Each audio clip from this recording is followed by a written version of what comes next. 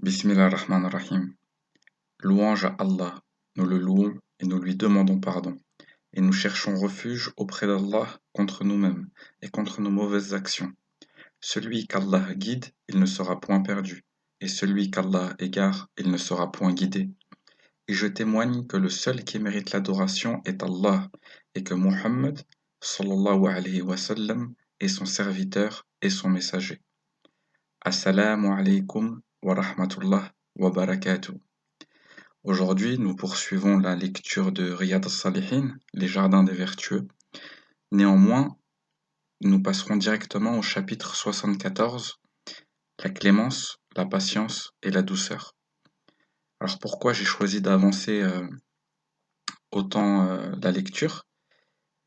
C'est malheureusement pour m'adapter à l'actualité. Effectivement, il s'est passé ce qu'on appelle un fait divers, mais je trouve que l'expression est trop faible. Quelque chose de dramatique. Dans un supermarché, dans les Hauts-de-Seine, en région parisienne, un homme de 86 ans est mort parce qu'il prenait trop de temps pour ranger ses courses. Il était en caisse, il venait de régler sa facture, et puis il rangeait ses courses. Bon, il a 86 ans, donc forcément il mettait un peu de temps, c'est normal. Mais les gens dans la file d'attente s'impatientaient, et un homme de 40 ans s'est approché de lui, l'a invectivé, l'a insulté et l'a poussé. L'homme est tombé, il s'est relevé et il a immédiatement fait une crise cardiaque et il est décédé. Et aujourd'hui, l'homme de 40 ans, le meurtrier, a été arrêté, va certainement aller en prison. Allahu a'lam. Donc moi, évidemment, ça m'a choqué, puisque on constate que les gens sont de plus en plus impatients et que cette impatience-là, eh ben, elle va jusqu'à tuer d'autres gens, des gens innocents. En temps normal, un homme qui fait ses courses, qui est âgé, qui prend du temps pour ranger ses courses, la moindre des choses, bah, c'est de lui proposer notre aide, euh, essayer de le soulager, certainement pas l'insulter, et encore moins l'agresser physiquement. Et que dire évidemment de le tuer. Aujourd'hui, il y a des gens qui meurent pour ça, en France. Mais j'imagine que c'est des choses répandues dans le monde malheureusement.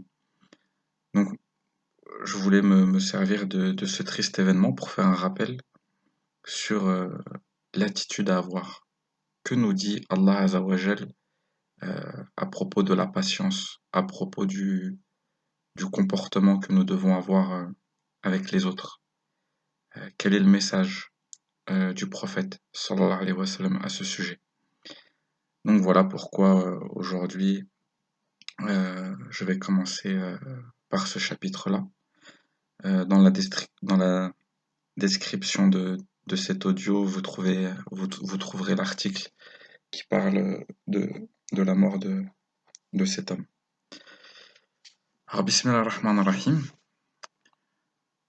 Allah, le Très-Haut, a dit, dans le sens de la traduction du verset, Sourate 3, verset 134, ceux qui refoulent leur colère et qui pardonnent aux gens.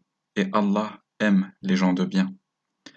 Sourate 7, verset 199, exige ce qui est aisément supportable, ordonne le bien communément reconnu comme tel, et détourne-toi des insensés. Sourate 41, versets 34 et 35.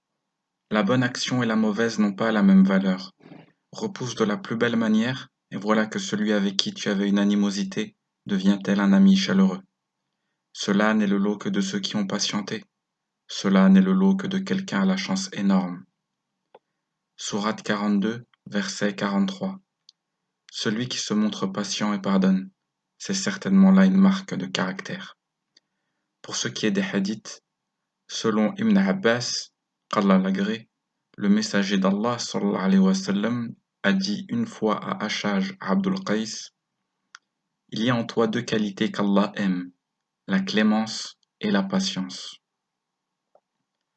Selon Aïcha, qu'Allah l'agrée, Le messager d'Allah sallallahu alayhi wa sallam a dit: Allah est doux et il aime la douceur. Il donne pour la douceur ce qu'il ne donne pas pour la violence ni pour toute autre chose. Toujours selon Aïcha, qu'Allah l'agrée, le prophète sallallahu alayhi wa sallam a dit: Quand la douceur est dans quelque chose, elle ne peut que l'embellir, et quand elle en est retirée, elle ne peut que l'enlaidir. Selon Abu Hurayra, qu'Allah l'agrée, un bédouin urina une fois dans la mosquée. Les gens se levèrent pour le malmener. Le prophète sallallahu alayhi wa sallam leur dit: Laissez-le en paix et versez un seau d'eau sur son urine. Allah ne vous a suscité que pour faciliter les obligations et ne vous a jamais suscité pour les rendre difficiles. Ibn Abdullah, qu'Allah l'agrée, rapporte qu'il a entendu le messager d'Allah sallallahu alayhi wa sallam dire: Celui qui se voit interdire la douceur se voit interdire tout le bien. Selon Abu Hurayra, qu'Allah l'agrée, un homme dit au messager d'Allah sallallahu alayhi wa sallam: Fais-moi une recommandation. Il lui dit sallallahu alayhi wa sallam: Ne te fâche pas. L'homme répéta plusieurs fois la même demande, et à chaque fois, le prophète sallallahu alayhi wa sallam lui disait: Ne te fâche pas. Selon Ibn Mas'ud, qu'Allah l'agrée, le messager d'Allah sallallahu alayhi wa sallam a dit: Voulez-vous que je vous dise ce qui est interdit au feu? Tout homme à l'abord facile, humble, doux et peu exigeant. Donc voilà pour la conclusion de ce chapitre. Je pense que les mots sont assez clairs, j'ai pas besoin d'en rajouter, mais c'est un rappel essentiel dans ces temps de grande violence que nous vivons, de grande impatience, et faut pas oublier que nous sommes des humains, et se comporter en tant que tel, c'est primordial. J'espère que cette lecture vous a été utile. S'il y a des erreurs, je m'en excuse, les erreurs m'appartiennent. S'il y a un bienfait, alors tout le mérite en revient à Allah. Prenez soin de vous, mon cœur est avec vous. Assalamu alaikum wa rahmatullah wa barakatuh.